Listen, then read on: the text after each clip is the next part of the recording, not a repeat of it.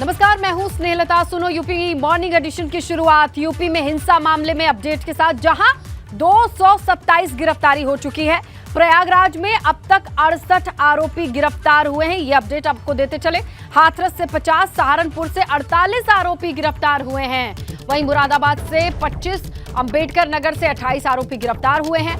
फिरोजाबाद से 8 आरोपियों को भी पुलिस ने गिरफ्तार किया है। तो देखिए, जुम्मे की नमाज के बाद अशांति की जो तस्वीरें आई शहर शहर से, वहां पर अब शिकंजा कसा जा रहा है।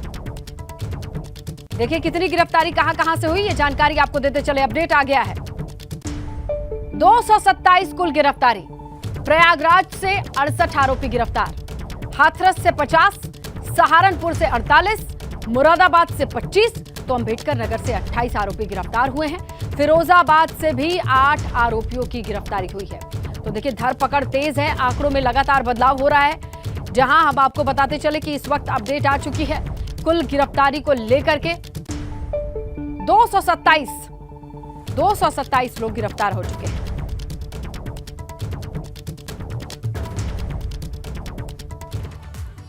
प्रयागराज हिंसा कांड में अब तक का अपडेट क्या है, चलिए आपको बताते हैं। देखिए, हिंसा में अब तक 68 आरोपी गिरफ्तार हो चुके हैं। प्रयागराज हिंसा मामले में 3 एफआईआर भी दर्ज की गई है, जहां पर खुलदाबाद थाने में 2, तो करेली में 1 एफआईआर दर्ज की गई है। तीनों एफआईआर में 36 नामजद किए गए हैं। 1000 ऐसे हैं जो अज्ञात हैं, उन पर भी मुकदमा दर्ज है। और प्रयागराज में हिंसा वाले इलाकों के सभी रास्ते बंद कर दिए गए हैं। पुलिस ने बैरिकेडिंग से रास्तों को बंद करके रखा है। 4 जिलों से प्रयागराज में अतिरिक्त फोर्स भी मंगाई गई है। ये अपडेट है, आप तक पहुंचा रहे हैं। और कई company PAC, para military force इस वक्त प्रयागराज में तैनात है। इन तस्वीरों के बाद से ये बड़ा एक्शन लिया गया है। इसके बाद जो अभी चल रही हैं चीजें, वो हम आपके सामने रख रहे हैं। कई company PAC, para military force तैनात बताई जा रही है। और 4 जिलों से प्रयागराज में अतिरिक्त फोर्सेस भी मंगाई गई है। भाई, आज सुबह से प्रयागराज में क्या हालत है, इस पर चलिए एक रिपोर्ट देखते हैं। संगम नगरी प्रयागराज में कल हुई हिंसा के बाद आज पूरी तरह से शांति है। आज सुबह से किसी तरीके की हिंसा या हंगामे की कोई खबर नहीं है। पुलिस ने यहाँ पर रात को ही हालात को काबू में कर लिया था। हालात काबू में करने के बाद माहौल को सामान्य बनाने की कोशिश की जा रही है। इसके साथ पुलिस ने रात को ताबड़तोड़ दबिश दी, तमाम जगहों पर छापेमारी की। और अब तक जो जानकारी मिली है उसके मुताबिक अब तक 68 आरोपी गिरफ्तार किए गए हैं। प्रयागराज में कल जो हिंसा हुई थी उसमें 3 एफआईआर दर्ज की गई थी। 2 एफआईआर खुलदाबाद थाने में दर्ज हुई थी, जबकि 1 एफआईआर करेली थाने में दर्ज हुई थी। कुल 36 लोगों को नामजद किया गया था। इसके साथ साथ 1000 अज्ञात लोगों पर केस दर्ज किया गया था। और ये जो सड़कें आप देख रहे हैं, इस वक्त हम मौजूद हैं अटाला चौराहे पर। कल प्रदर्शन यहीं पर शुरू हुआ था, हिंसा सबसे ज़्यादा यहीं पर हुई थी। और ये जो सड़कें हैं कल पूरी तरह से पत्थरों से पटी हुई थी। तो आज यहाँ पर सन्नाटा पसरा हुआ है। हालात को धीरे धीरे सामान्य बनाने की कोशिश की जा रही है। आज ट्रैफिक का मूवमेंट भी जो है वो शुरू करा दिया गया है। हालांकि सड़कों पर सन्नाटा पसरा हुआ है, लोग कम संख्या में ही बाहर निकल रहे हैं। लोग डरे हुए हैं, सहमे हुए हैं, किसी आशंका से भयभीत हैं। लेकिन जो पूरा का पूरा इलाका है इसे छावनी में तब्दील कर दिया गया है। तमाम पुलिस और प्रशासन के जो बड़े अधिकारी हैं लगातार गश्त कर रहे हैं, हालात पर नज़र बनाए हुए हैं। लोगों से अपील भी कर रहे हैं कि वो अपने काम से मतलब रखें, कानून को कतई अपने हाथ में ना लें। लगातार सख्त कार्रवाई की जा रही है। तो 10 ऐसे मास्टरमाइंड की सूची भी प्रयागराज प्रशासन की तरफ से तैयार की गई है, जो इस पूरी हिंसा के लिए जिम्मेदार थे, जिन्होंने कल जुमे के दिन को ब्लैक फ्राइडे बना दिया था। इस पूरे इलाके को हिंसा की आग में कई घंटे तक झुलसा करके रखा हुआ था। लगातार पत्थरबाजी की जा रही थी, आगजनी की जा रही थी। इसके साथ साथ जो वीडियो फुटेज सामने आए हैं, जो तस्वीरें सामने आई हैं, उनके आधार पर उपद्रवियों की पहचान की जा रही है। लगातार गिरफ्तारियां की जा रही हैं। अब तक 68 लोगों की गिरफ्तारी की गई है। तमाम लोगों को शक के आधार पर हिरासत में लिया गया है, उनसे पूछताछ की जा रही है। जिन लोगों को गिरफ्तार किया गया था उन्हें आज कोर्ट में पेश किया जाएगा। कुछ लोगों का पुलिस कस्टडी रिमांड भी मांगी जा सकती है। तो ये ज़रूर कहा जा सकता है कि कल का दिन यहाँ ब्लैक फ्राइडे साबित हुआ था, लेकिन आज दूसरे दिन माहौल पूरी तरीके से जो है वो शांत है। कैमरामैन रोहित श्रीवास्तव के साथ मोहम्मद मोइन, एबीपी गंगा, प्रयागराज। तो ये रिपोर्ट थी आज सुबह की। जैसे दिन शुरू हुआ, कैसा माहौल था, इसकी रिपोर्ट आपने देख ली। लेकिन अभी क्या चल रहा है, ये समझने के लिए हम रुक करेंगे हमारे सहयोगी मोहम्मद मोइन का। मोइन, ये बताइए, लगता है कि महकमा रात भर सोया नहीं है। डिपार्टमेंट के लोगों को रात भर नींद नहीं आई होगी, क्योंकि आंकड़े देखिए तुरंत कैसे बदल गए जैसे जैसे दिन चढ़ता जा रहा है गिरफ्तारियों को लेकर के। देखिए, निश्चित तौर पर कहा जा सकता है कि ये जो पुलिसकर्मी तैनात यहाँ पर दिखाई दे रहे हैं, कल सुबह से ही यहाँ पर डटे हुए हैं। कल रात को इनकी 12 घंटे की शिफ्ट खत्म हो जाती है, लेकिन अभी भी ये ड्यूटी पर तैनात हैं। अभी इनकी शिफ्ट चेंज नहीं की गई है और रात भर इन लोगों ने एक्शन किया है, रात भर इन लोगों ने कार्रवाई की है और इसी का नतीजा है कि अब तक 68 लोगों की गिरफ्तारी की पुष्टि की जा चुकी है।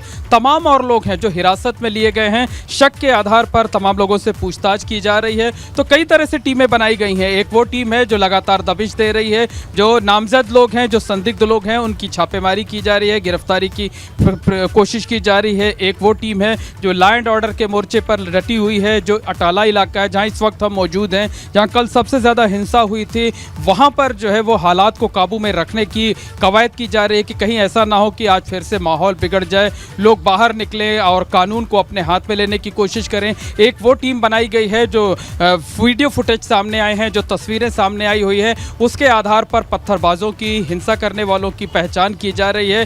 तो देखने वाली बात यह है कि आज दोपहर तक क्या ये जो आंकड़ा है 100 की संख्या पार कर पाता है या नहीं, क्योंकि रात भर जो छापेमारी की गई थी, ये जो आंकड़ा 68 लोगों का है, ये सुबह 6 बजे तक का है। तो निश्चित तौर पर सुबह 6 बजे के बाद भी कार्रवाई की गई होगी। अब तक कितने लोग गिरफ्तार किए गए हैं बहुत आधिकारिक तौर पर ये सामने नहीं आया है, लेकिन 68 लोगों की गिरफ्तारी की पुष्टि की जा चुकी है। आपको बता दें कि कल इन्हीं सड़कों पर जमकर हिंसा हुई थी, कई घंटे तक हालात बेकाबू बने हुए थे, लेकिन आज हालात पूरी तरीके से काबू में हैं, शांति बनी हुई है। आज सुबह से कहीं किसी जगह पर किसी तरह के हिंसा की, किसी तरीके के हंगामे की कोई खबर सामने नहीं आई है और जो पुलिसकर्मी है लगातार इसी तरीके से आपको मुस्तैद नजर आएंगे। और जो पूरा का पूरा इलाका है, जिन इलाकों में कल हिंसा हुई थी, उसे इसी तरह से छावनी में तब्दील कर दिया गया है। तो हालात काबू में जरूर हैं, लेकिन अभी पूरी तरीके से सामान्य नहीं है, क्योंकि ये जो सड़कें देखिए, इन पर सन्नाटा पसरा हुआ है। आसपास के जो इलाके हैं उन्हें बैरिकेड कर दिया गया है, वाहनों को नहीं आने जाने दिया जा रहा है।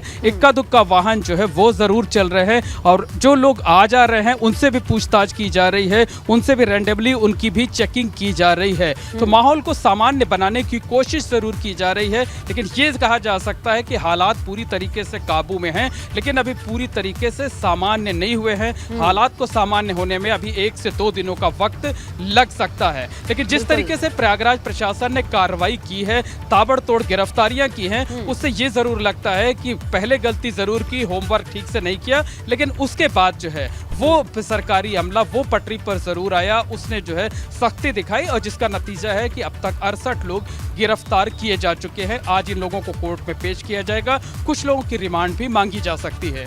बिल्कुल मोइन, लेकिन जो इनके मास्टरमाइंड है या फिर जिनके इशारे पर आखिर किशोर या फिर बच्चों को पत्थर थमाए गए और उनको भी इन्वॉल्व होता देखा गया, वो लोग कहाँ हैं? उनके लिए क्या तैयारी चल रही है? देखिए, आपको बता दें कि प्रयागराज प्रशासन ने एक तो उन लोगों की लिस्ट तैयार की हुई है जिनमें 36 नामजद थे, 1000 अज्ञात लोग थे। फोटो के जरिए, तस्वीरों के जरिए लोगों की पहचान करने की कोशिश की जा रही है, उनकी गिरफ्तारियां की जा रही हैं। इसके साथ साथ 10 ऐसे मास्टरमाइंड की लिस्ट भी तैयार की गई है जिन्होंने पर्दे के पीछे से पूरा खेल किया। वो जो जानकारी मिली है कि व्हाट्सएप ग्रुप बनाया गया था, व्हाट्सएप ग्रुप पर संदेश डाले जा रहे थे, लोगों को लगातार उकसाया जा रहा था, लोगों को लगातार भड़काया जा रहा था और छोटे छोटे जो बच्चे थे, 10 साल 11 साल से लेकर के 16 साल 17 साल तक के जो मासूम बच्चे थे, उनको हथियार की तरह इस्तेमाल किया गया, उनको ढाल बनाया गया, उनको आगे किया गया, उनसे पत्थरबाजी कराई गई। तो ये वो 10 लोग हैं जो सामने तो नहीं आए थे, लेकिन पर्दे के पीछे इनका बेहद अहम रोल है। इनमें कुछ धर्मगुरु हैं, कुछ सियासी पार्टियों से जुड़े लोग हैं, स्थानीय पार्षद हैं और लेफ्टिस्ट संगठन से भी जुड़े हुए लोग हैं। तो इन 10 लोगों की किसी की गिरफ्तारी की पुष्टि अभी तक नहीं हो पाई है। हालांकि अधिकारियों का यह कहना है कि इन 10 लोगों के खिलाफ सख्त कार्रवाई की जाएगी, इन पर NSA लगाया जाएगा, इनकी संपत्ति कुर्क की जाएगी और इतना ही नहीं, इनकी संपत्तियों पर बुलडोजर भी चलाया जाएगा। कल इन्हीं सड़कों पर जब पत्थर पड़े हुए थे तो उन्हें साफ करने के लिए कई बुलडोजर आए थे। तो उसके बाद यह आशंका जताई जा रही थी कि कहीं ऐसा ना हो कि जो आरोपी लोग हैं उनके घरों पर बुलडोजर चले, लेकिन ये बात जो है वो सही साबित नहीं हुई। और जो बुलडोजर आए हुए थे, जो जीसीबी मशीनें आई हुई थी, उन्होंने सिर्फ सफाई की और जो पत्थर पड़े हुए थे सड़क पर उन्हें साफ करने के बाद रात को करीब 2 बजे चले गए। तो 2 बजे रात तक यहाँ गहमा गहमी का माहौल था और इस बात की आशंका जताई जा रही थी कि प्रशासन सख्त कदम उठाकर आरोपियों के घर बुलडोजर चला सकता है। बिल्कुल मोइन, जिसका आपने जिक्र किया, आखिरकार पर्दे के पीछे कौन है जो इस नफरत के खेल में इस तरीके से लोगों को मोहरे की तरह इस्तेमाल कर रहे हैं, खासकर बच्चों को और युवाओं को, नौजवानों को, किशोरों को। उनका भी एक डेटा हमारे पास आया है। वो ब्यौरा क्या है हम जरा दर्शकों को बताते चलें। देखिए, अटाला बड़ी मस्जिद के पेश इमाम अली अहमद का नाम सामने आ रहा है। AIMIM के जिलाध्यक्ष शाह आलम का नाम आ रहा है, ये जिम्मेदार हो सकते हैं। AIMIM के नेता जीशान रहमानी का नाम भी सामने आया है। उमर खालिद इस्लामिक एक्टिविस्ट है, इनका नाम भी है। और सारा अहमद AISA कार्यकर्ता बताई जा रही है, इनकी भी तलाश है।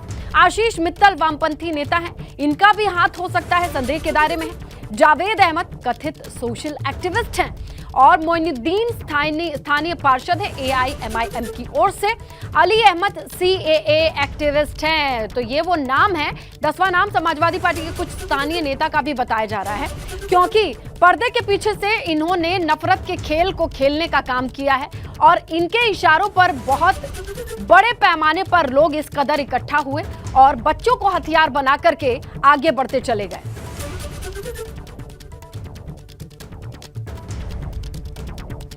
तो इस तमाम खबर पर नजर बनाए हुए हमारे सहयोगी मोहम्मद मोइन का शुक्रिया। और आगे बढ़े, बात कर लेते हैं जुम्मे की नमाज के बाद जिस तरीके से बवाल हुआ, मुरादाबाद में भी पुलिस ने फ्लैग मार्च निकाला।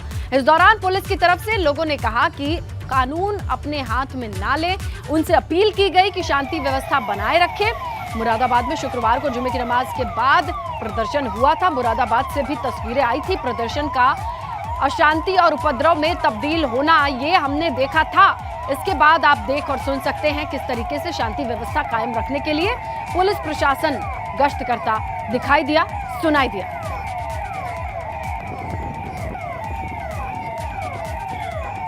तो गलियों में यही सायरन और हूटर सुनाई दिए कल मुरादाबाद की, क्योंकि जुम्मे की नमाज के बाद से यहां पर हंगामा और पत्थरबाजी की तस्वीरें आई थी।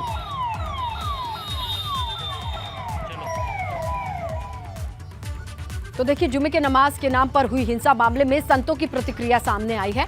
संतों की बात कर ले तो अयोध्या में राम हनुमानगढ़ी के महंत राजू दास का कहना है कि नुपुर शर्मा के बहाने देश में बेवजह ही दहशत का माहौल पैदा किया जा रहा है। नुपुर शर्मा जैसे मामले पर जिस प्रकार से पूरे देश में भय का माहौल पैदा करना, आतंक को बढ़ावा देना, कट्टरता को बढ़ावा देना, जिस प्रकार से पत्थरबाजी करना, यह बहुत निंदनीय है, ये दुर्भाग्यपूर्ण है। इस पर विपक्षी को कुछ बोल ही नहीं पा रहा है और इसको बढ़ावा दिया जा रहा है, ये बहुत ही निंदनीय है। ऐसे विषयों पर सरकार सख्ती से पेश आए और गंभीरता पूर्वक ऐसे लोगों पर कार्रवाई हो। पैगंबर मोहम्मद पर टिप्पणी को लेकर जालौन में मुस्लिम समाज के लोग कोतवाली पहुंचे। इस दौरान उन्होंने टिप्पणी करने वालों की गिरफ्तारी की मांग की।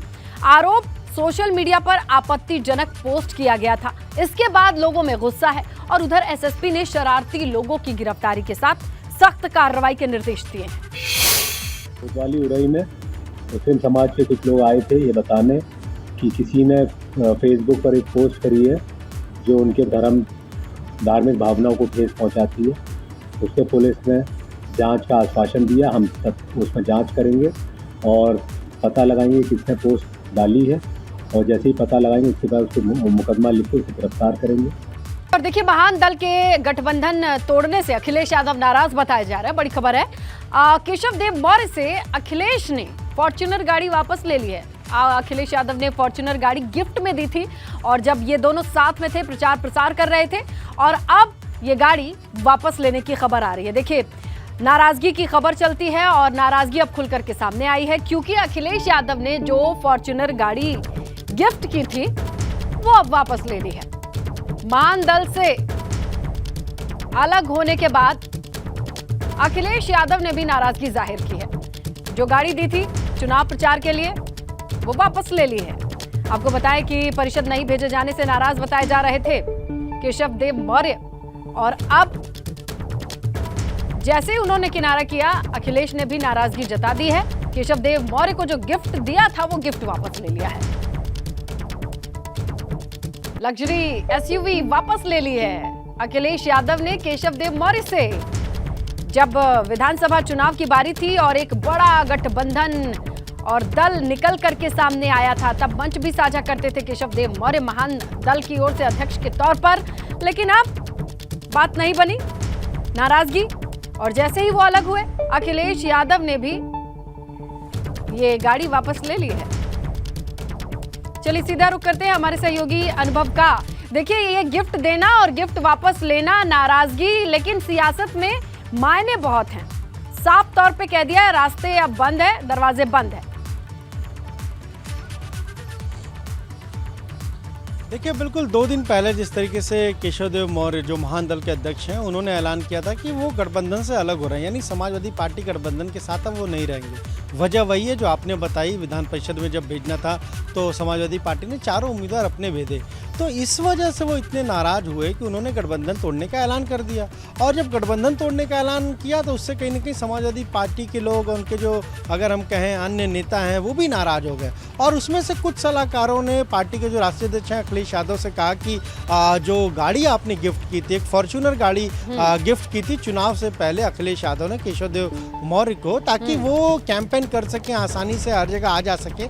इसीलिए चूंकि वो उनके सहयोगी थे तो अखिलेश यादव ने उन्हें एक गाड़ी गिफ्ट की थी। तो उन्होंने उनसे बात की, तमाम सारे जो खासतौर से उनके कुछ सलाहकार हैं, और फिर उसके बाद एक खास सलाहकार जो है वो केशव देव मौर्य को फ़ोन करता है, जो पूर्व MLC है, और ये कहता है कि भाई जो गाड़ी आपको दी थी वो गाड़ी वापस कर दीजिए।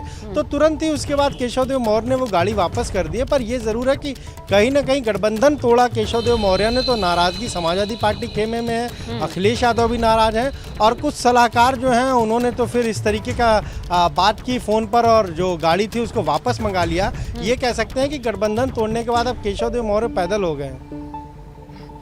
अनुभव, ये हास्यास्पद भी लग रहा है कि छोटे बच्चों की तरह होता है कि मैंने जो गिफ्ट दिया था दोस्ती में, अब दोस्ती खत्म तो गिफ्ट वापस करो, और उसके बाद ये किस तरीके की राजनीति है। इतनी बड़ी पार्टी के लिए, माना कि लग्जरी गाड़ी है, लेकिन इतनी भी बड़ी चीज नहीं है। देखिए, बिल्कुल कोई बड़ी चीज़ नहीं है, और ख़ासतौर से अखिलेश यादव के लिए कोई बड़ी चीज़ नहीं है। लगातार उन्होंने अपने सहयोगियों की पहले मदद की है, और आगे भी उन्होंने कुछ लोगों की, अभी आप देखिए किस तरीके से जयंत चौधरी को भेज दिया राज्यसभा, कपिल सिब्बल को भेज दिया, जो उनके सिंबल से नहीं गए, अपने सिंबल से केवल एक आदमी को भेजा। तो पर कुछ जो सलाहकार हैं उनकी जो सलाह है, देखिए दिल बड़ा रखते बात को यहीं जाने देते। लेकिन अब देखिए, ये भी खबर बन गई है, उन्होंने अपना दर्द 4 लोगों को बांटा कि अखिलेश ने हमसे गाड़ी ले ली, और ये खबर सुर्खियों में आ गई। शुक्रिया अनुभव, आप नजर बनाए रखिएगा ऐसे ही सियासी हलचल पर।